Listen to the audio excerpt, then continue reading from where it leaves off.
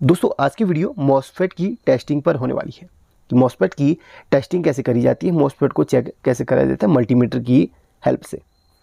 अगर आप टेक्निकल क्षेत्र में हैं या टेक्निकल क्षेत्र में आना चाहते हैं तो मॉसफेट एक ऐसा कंपोनेंट है जो कभी न कभी आपको किसी न किसी सर्किट में लगा हुआ मिलेगा। तो प्लीज़ आपसे रिक्वेस्ट है इस वीडियो को ज़रूर देख लेना। इस वीडियो की ज़रूरत आपको कभी न कभी अवश्य पड़ सकती है, खास करके टेक्निकल क्षेत्र में जो आना चाहते हैं। इलेक्ट्रॉनिक्स पे इसकी ज़रूरत काफ़ी पड़ती है, तो इलेक्ट्रॉनिक्स वालों के लिए तो ये वीडियो है ही।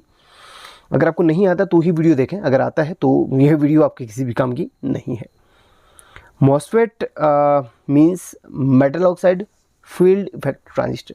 देखिए ट्रांजिस्टर कई प्रकार के होते हैं, बेसिकली बीजेटी, मॉसफेट और आपका आईजीबीटी, इंसुलेटेड गेट। आपने इंडक्शन कुकटॉप में बड़ा सा आपने कंपोनेंट लगा हुआ देखा होगा इसी तरीके के, उसे आईजीबीटी कहते हैं। उसका काम अलग होता है, मॉसफेट का काम अलग होता है और बीजेटी का काम अलग होता है। तो यहाँ पर लेकिन होते तीनों ट्रांजिस्टर ही हैं, बस तीनों को अलग अलग जगहों पर अलग अलग कार्यों के लिए इस्तेमाल किया जाता है। तो मॉसफेट वही ट्रांजिस्टर की ही एक फैमिली का हिस्सा है, इसको फील्ड इफेक्ट ट्रांजिस्टर कहा जाता है। अच्छा, आपसे एक सवाल, बीजेटी का फुल फॉर्म क्या है, कमेंट करके बताना, ठीक है। अब इतना मैं हिंट दे देता हूँ, बीजेटी के अंदर एनपीएन और पीएनपी ट्रांजिस्टर्स आते हैं। अब मॉसफेट के अंदर भी दो मॉसफेट होते हैं, एक एन चैनल और एक पी चैनल। खासकर कि एन चैनल का इस्तेमाल बहुत ज़्यादा सर्किट्स पे किया जाता है, जैसे कि आपके मोबाइल चार्जर्स हैं और आपके इन्वर्टर हैं और कई सारी जगहों पे मॉसफेट का इस्तेमाल किया जाता है, एन चैनल का खास करके। तो यहाँ पर चेक इसको कैसे किया जाता है, खास करके दोनों को चेक करने का तरीका एक ही है, फिर भी आपको बताता हूँ। मॉसफेट में 3 पिन होती हैं और मॉसफेट का नंबर कुछ भी हो सकता है, बस मॉसफेट होना चाहिए, बस इतना याद रखना। मॉसफेट खासकर यहाँ पर जो मॉसफेट मैं इस्तेमाल कर रहा हूँ उनका नाम या नंबर बता देता हूँ। इसको P55 कहा जाता है, जो कि बहुत ही फेमस मॉसफेट है, P55N। ये इन्वर्टर के अंदर इस्तेमाल होता है।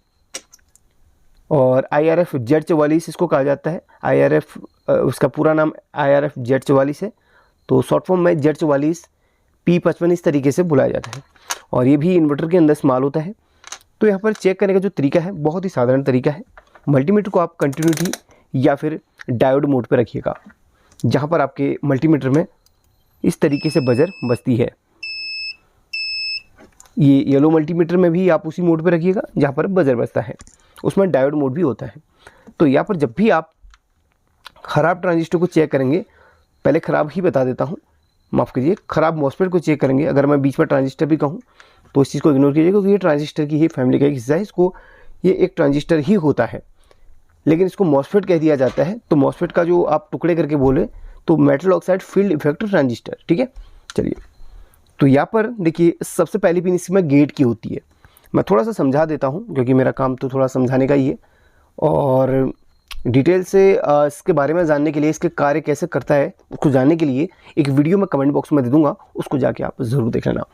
तो इसकी पिन गेट, ड्रेन, सोर्स। पहली पिन गेट की होती है, दूसरी ड्रेन की होती है, तीसरी सोर्स की होती है। ड्रेन और सोर्स को गेट कंट्रोल करता है, यानी कि देखा होगा आपने, ऐसे टेक्निकल लैंग्वेज में नहीं समझाता हूँ मैं, बड़ी लोकल लैंग्वेज में समझाता हूँ ताकि सबको समझ में आए।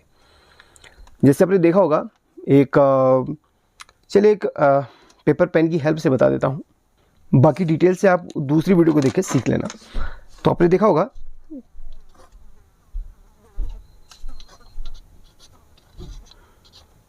ये पानी का नल समझ लीजिए, ठीक है, पानी का नल समझ लीजिए। और ये जो आप देख रहे हैं, ये घुमा के यहाँ से पानी के फ्लो को आप कम ज़्यादा कर सकते हैं। इसको आप ट्रिगर कह सकते हैं। तो इसको आप घुमाकर पानी के फ्लो को कंट्रोल कर सकते हैं या पानी को बंद कर सकते हैं।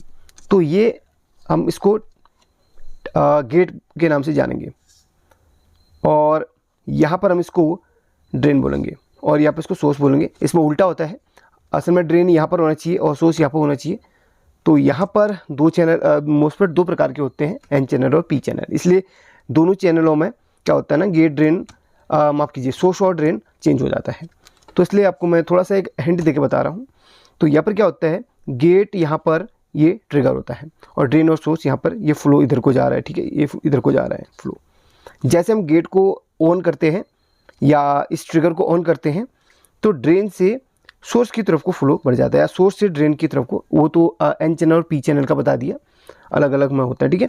तो यहाँ पर इससे फ्लो, जैसे हम गेट को ऑन ज़्यादा पूरा खोल देंगे तो यहाँ से इधर को बहने लगेगा, बिल्कुल वैसे ही होता है, इसमें भी वैसे होता है। थोड़ा सा समझने की कोशिश कीजिए और इस चीज़ पर थोड़ा सा ध्यान देने की कोशिश करेंगे।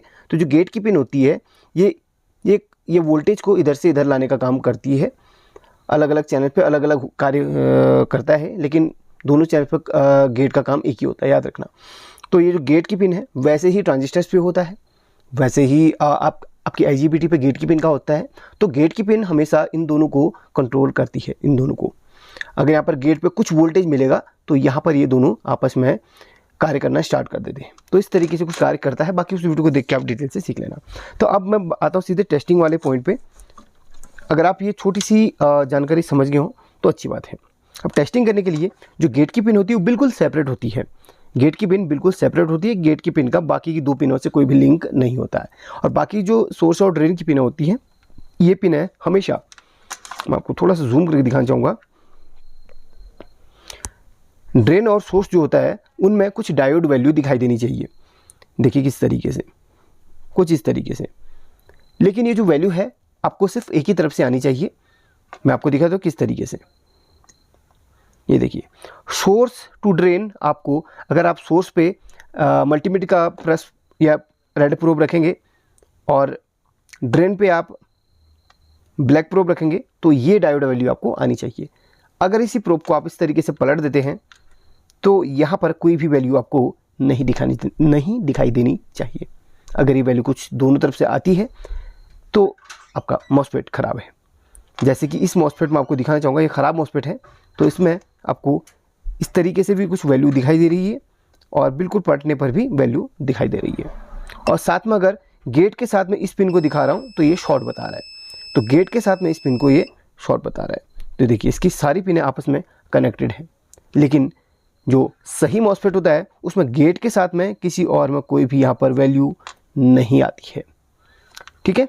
गेट के साथ में न सोर्स में वैल्यू आएगी न ड्रेन में वैल्यू आएगी।